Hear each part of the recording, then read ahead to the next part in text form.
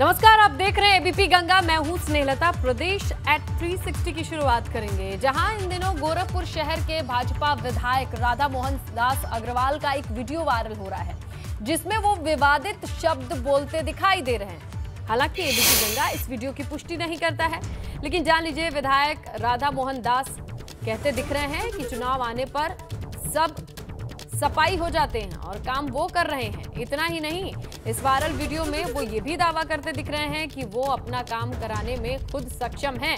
उन्हें किसी पार्टी की जरूरत नहीं, चाहे सरकार किसी की भी हो। हमको काम कराने के लिए पार्टी सार्टी की जरूरत नहीं होती है। किसी की भी सरकार रहेगी, मैं सक्षम हूँ।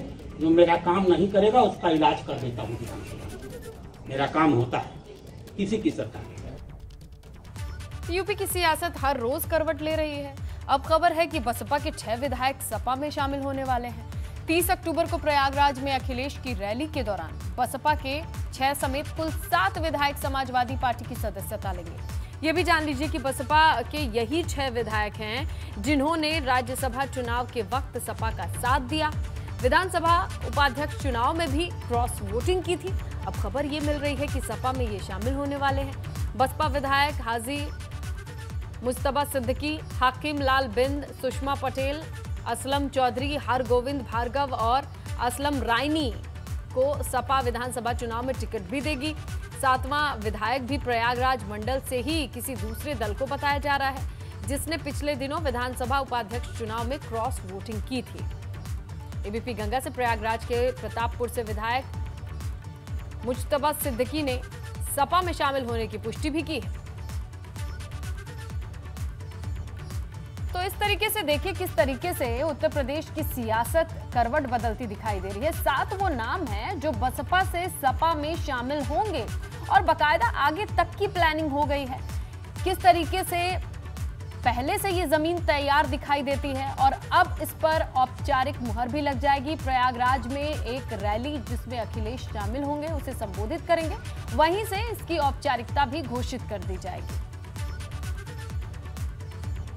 और प्रधानमंत्री मोदी के संसदीय क्षेत्र के बाद अब कांग्रेस सीएम योगी के गढ़ गोरखपुर में 31 अक्टूबर को रैली करने जा रही है, जिसे लेकर प्रियंका लखनऊ पहुंची हुई हैं। उन्होंने एबीपी गंगा से खास बातचीत भी की है और कहा है कि गोरखपुर में भी अच्छी रैली रहेगी और वो पूरे प्रदेश में रैली कर रही है। कांग्रेस की राष्ट्रीय महासचिव और उत्तर प्रदेश प्रभारी प्रियंका गांधी वाड्रा आज एक बार फिर से लखनऊ में है और एक और रैली की तैयारी चल रही है। प्रियंका जी गोरखपुर में रैली करने जा रहे हैं। वाराणसी में रैली सबने देखी, अब गोरखपुर की तैयारी जी कैसी रहेगी वो रैली? कौन कौन सा अच्छी रहेगी? आप देखिए, आइए वहाँ। आशा तो ये है कि अच्छी रहेगी। पूरे उत्तर प्रदेश में करनी है। मैम, जब से आपने अपनी प्रतिज्ञाओं की घोषणा की है, लगातार भाजपा वाले ये कह रहे हैं कि अब चुनाव का समय आया है। कोरोना में सब आइसोलेट थे, चुनाव के समय में सब बाहर निकल आए हैं, रैलियाँ कर रहे हैं। तो आप देख रहे हैं पिछले 2 सालों से कोरोना के समय सबसे ज़्यादा काम, सबसे ज़्यादा राहत का कार्य किसने किया? कांग्रेस पार्टी के कार्यकर्ताओं ने किया। तो मुझे तो आप देख रहे हैं लगातार आइसोलेट तो वो हो रहे हैं जो जनता की समस्याओं को सुनेगा नहीं, जो जनता के पास जाएगा नहीं। किसानों को किस तरह से कुचला गया, क्या किया इन्होंने? किसान आंदोलन कर रहे हैं इतने महीनों से, इन्होंने सुनवाई हुई उनकी? आगरा में गई थी, आपने देखा वहाँ पे क्या हुआ? कौन सुन रहा है?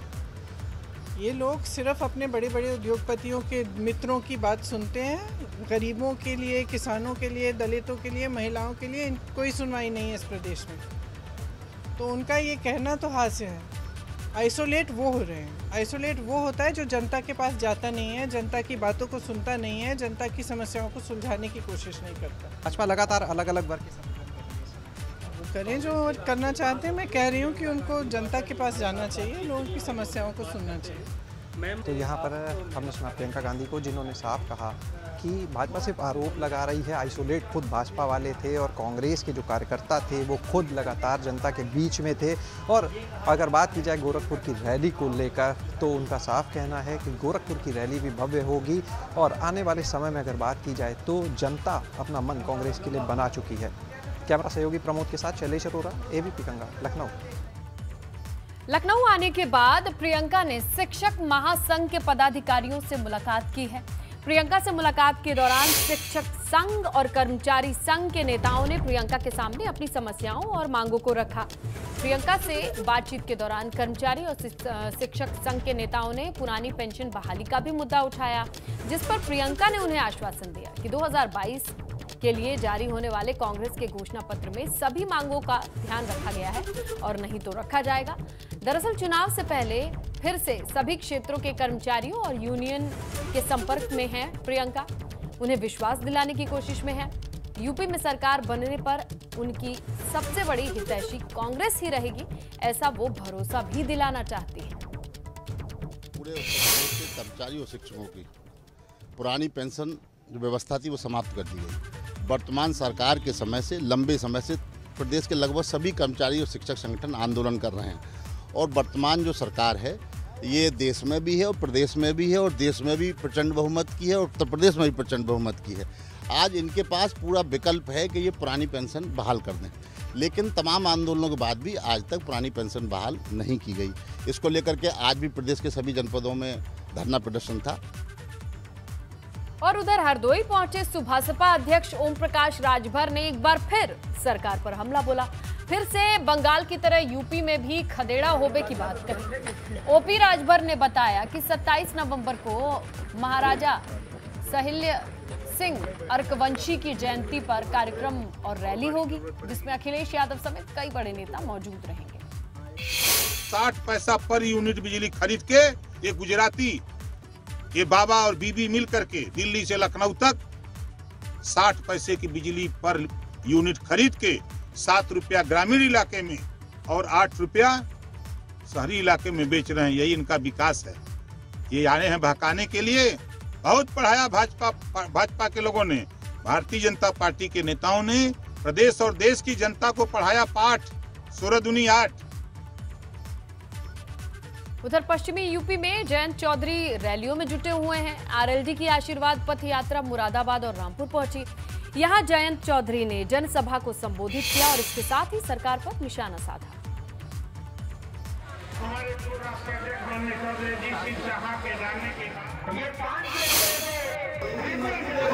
इनको लड़ाई लड़नी है औरंगजेब से। अरे भूखमरी से लड़ाई लड़ो, कुपोषण के खिलाफ लड़ाई लड़ो, जंग लड़नी है भ्रष्टाचार के खिलाफ लड़ो, अंधविश्वास के खिलाफ लड़ो, लेकिन बाबा को लड़ना है औरंगजेब के। उत्तर प्रदेश विधानसभा चुनाव में भाजपा की तैयारियों को धार देने के लिए अब केंद्रीय गृह मंत्री और पार्टी के सबसे बड़े रणनीतिकार अमित शाह यूपी आने वाले हैं। अमित शाह महीने में 3 बार उत्तर प्रदेश के दौरे पर रहेंगे। शुरुआत कल से लखनऊ दौरे से होने वाली है, जहां अमित शाह भाजपा के सदस्यता अभियान की शुरुआत करने वाले हैं। उनके साथ यूपी प्रभारी धर्मेंद्र प्रधान भी कार्यक्रम में रहेंगे और आज ही वो पहुंचकर कार्यक्रम स्थल का जायजा लेते दिखाई दिए। दरअसल भाजपा ने इस बार यूपी में 1.5 करोड़ से ज्यादा नए सदस्य बनाने का लक्ष्य रखा है। इसके अलावा अमित शाह यूपी भाजपा के नेताओं के साथ चुनाव की रणनीति तैयार करेंगे। इसके बाद गृह मंत्री का 13 और 14 नवंबर को प्रधानमंत्री नरेंद्र मोदी के संसदीय क्षेत्र यानी कि वाराणसी जाने का भी कार्यक्रम है। केंद्रीय गृह मंत्री अमित शाह कल यहीं आएंगे इसी कार्यक्रम में और यहीं पर जो सदस्यता अभियान है उसकी शुरुआत करेंगे। ये पार्टी का अगर हम कहें 2022 के विधानसभा चुनाव में जो सबसे बड़ा पार्टी जिसे अपना विनिंग फैक्टर मान रही है या जिसे अपनी सबसे बड़ी रणनीति बता रही है वो यही है। अभी वर्तमान में तकरीबन 2.5 करोड़ के आसपास बीजेपी के सदस्य हैं और इस सदस्यता अभियान जो कल से शुरू होगा उसके बाद 4 करोड़ सदस्य उत्तर प्रदेश में बीजेपी करने की तैयारी में है। एक तरीके से चुनावी रणनीति जो होगी बीजेपी की उस पर ही चर्चा होगी, उसी को कैसे इस रणनीति के तहत कैसे चुनाव को जीता जाए। जीत का मंत्र भी इसी मंच से अमित शाह देंगे। पार्टी के तमाम जो पदाधिकारी हैं, अलग अलग मोर्चों के जो लोग हैं, सरकार के जो मंत्री हैं, विधायक हैं, बहुत सारे लोगों को यहाँ बुलाया गया। खासतौर से जो शक्ति केंद्र का कॉन्सेप्ट है जो बीजेपी का, यानी जो बूथ हैं यानी 5 बूथों को लेकर कहीं 6 बूथों को लेकर एक शक्ति केंद्र जो है उसको अवध क्षेत्र में जो शक्ति केंद्रों के प्रमुख हैं उन सभी लोगों को इस बैठक में बुलाया गया है। यानी बीजेपी की 2022 को लेकर जो मिशन है उसका आगाज़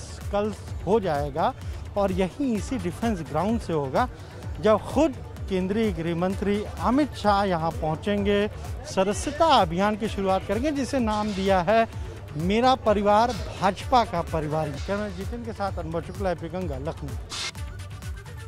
लखनऊ में जिस जगह अमित शाह आने वाले हैं वहां वो प्रचार वाहनों को हरी झंडी भी दिखाएंगे, लेकिन गुरुवार शाम अचानक एक प्रचार वाहन में आग लग गई, जिसके बाद मौके पर अफरा तफरी मच गई। इसी कार्यक्रम स्थल पर कोई नुकसान तो नहीं हुआ, लेकिन एलईडी प्रचार वाहन पूरी तरीके से जलकर खाक हो चुकी।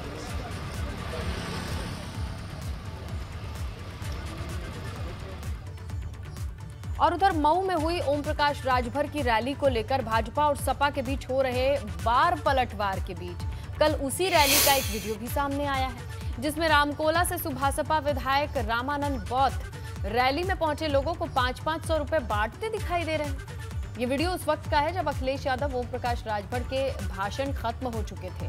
मंच पर लोगों की भीड़ जमा हो गई। उसी दौरान विधायक रामानंद बौद्ध कार्यक्रम में शामिल समर्थकों को रुपए बांटने लगे, लेकिन अब यही वीडियो सोशल मीडिया पर वायरल है। सवाल ये है कि क्या अखिलेश यादव के सामने अपनी ताकत दिखाने के लिए ओम प्रकाश राजभर ने जो भीड़ इकट्ठी की थी वो पैसों के दम पर आई थी? पैसे बांटने का वीडियो वायरल हो रहा है, कई लोग पैसे बांटते हुए। अरे दिन भर हम लोग खाए नहीं हैं, भेजे हैं पकौड़ी मंगाने के लिए 8-10 जगह भेजे हैं, तो 1500 रुपये दे भेजे हैं। अब रुक करते हैं एक और बड़ी खबर का। यूपी कैबिनेट बाई सर्कुलेशन से 10 प्रस्तावों को मंजूरी मिली है, जिसमें कई मेडिकल कॉलेजेस के साथ शिक्षकों की नियुक्ति 5 साल के लिए बढ़ा दी गई है। इसके अलावा यूपी के पर्यटन नीति में भी संशोधन किया गया है। तो 10 प्रस्तावों से कई अहम बदलाव की भी खबर आ रही है, जो हम आपके सामने रख रहे हैं। मेडिकल के क्षेत्र में ये बड़ा बदलाव होगा और इसके साथ ही पर्यटन की नीति में भी संशोधन किया गया है।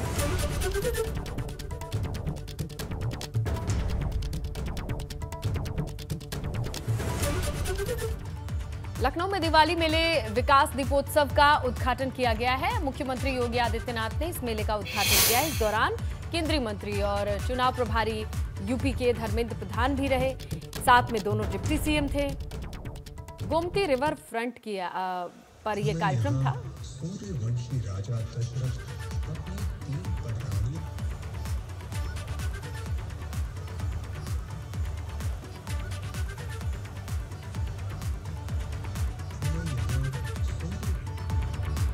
प्रदेश के कई जिलों में हुई बारिश के बाद फसल बर्बाद होने से परेशान किसानों को योगी सरकार ने बड़ी राहत दी है। 160 करोड़ रुपए की सहायता राशि है, जिसे जारी कर दिया गया है।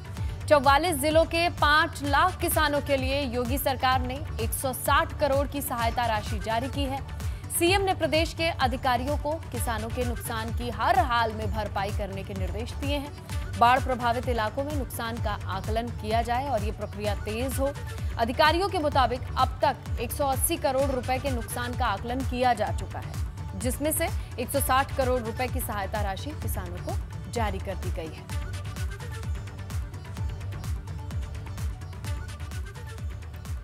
मुख्यमंत्री योगी ने कासगंज वासियों को दीपावली का तोहफा दिया है। काफी समय से लंबित मांगों को लेकर आखिरकार सीएम योगी ने उनकी ये मांगें पूरी कर दी हैं। जिले के सोरों को तीर्थ स्थल घोषित करने की मांग पूरी हो गई है, जिससे कासगंज में खुशी का माहौल है। उत्तर प्रदेश सरकार के लिए हमारा तीर्थ हमेशा आभारी रहेगा। उन्होंने तीर्थ स्थल घोषित किया है हमारी सोरों को। हम चाहते हैं भगवान उन्हें और उन्नति से ज़्यादा उन्नति से, और चाहते हैं जल्द उत्तर प्रदेश सरकार हमारे तीर्थ को बजट घोषित करे, जिससे विकास हो सके। हम उत्तर प्रदेश सरकार को कोटि कोटि धन्यवाद देते हैं कि उन्होंने हमारे तीर्थ को तीर्थ स्थल घोषित किया है। इस कामना के साथ हम उनको बहुत बहुत धन्यवाद देते हैं। हम माननीय मुख्यमंत्री जी का आभार व्यक्त करते हैं कि उन्होंने जन भावनाओं की भावना को कद्र करते हुए और तीर्थ स्थल घोषित किया, और हमें अपित उनसे पूर्ण विश्वास है कि अब विकास की गंगा जरूर बहेगी। माननीय योगी जी का बहुत बहुत धन्यवाद, जो इस क्षेत्र का दर्द समझा। माननीय मुख्यमंत्री ने दोनों में भी पैसा आ रहा है और ये भी घोषित कर दिया। दोनों काम माननीय मुख्यमंत्री को धन्यवाद देता हूँ। माननीय प्रधानमंत्री जी को धन्यवाद देता हूँ और माननीय सांसद जी को भी धन्यवाद देता हूँ। उन्होंने प्रयास किया और ये जनता के लिए सोनो घोषित हो गया, तीर्थ स्थल घोषित हो गया। उधर अयोध्या में दीपोत्सव को लेकर झांकियों की तैयारियां पूरी कर ली गई हैं। इस बार 11 झांकियां हैं दीपोत्सव में, जो आकर्षण का केंद्र होंगी। साकेत महाविद्यालय से निकलकर नया घाट तक ये झांकियां निकाली जाएंगी। आज जो है 7,51,000 दीपक राम की पड़ी पे जलाए जाएंगे, तो वहीं 1.5 लाख दीपक अलग अलग प्राचीन मठ, मंदिर, कुंडों पर जलाए जाएंगे, जो अपने में एक नया कीर्तिमान स्थापित होगा। तो यूं कहें कि एक बार फिर त्रेता युग की अयोध्या दिखाई देगी और अयोध्या दुल्हन की तरह सज कर संवर कर तैयार होगी। हर व्यक्ति, हर भक्त चाहेगा कि जो है एक झलक दीपोत्सव की एक झलक पाने के लिए बेताब होता है। तो वहीं कोविड-19 के प्रोटोकॉल को देखते हुए जो है जिला प्रशासन ने सख्ती बरती है। जो श्रद्धालु हैं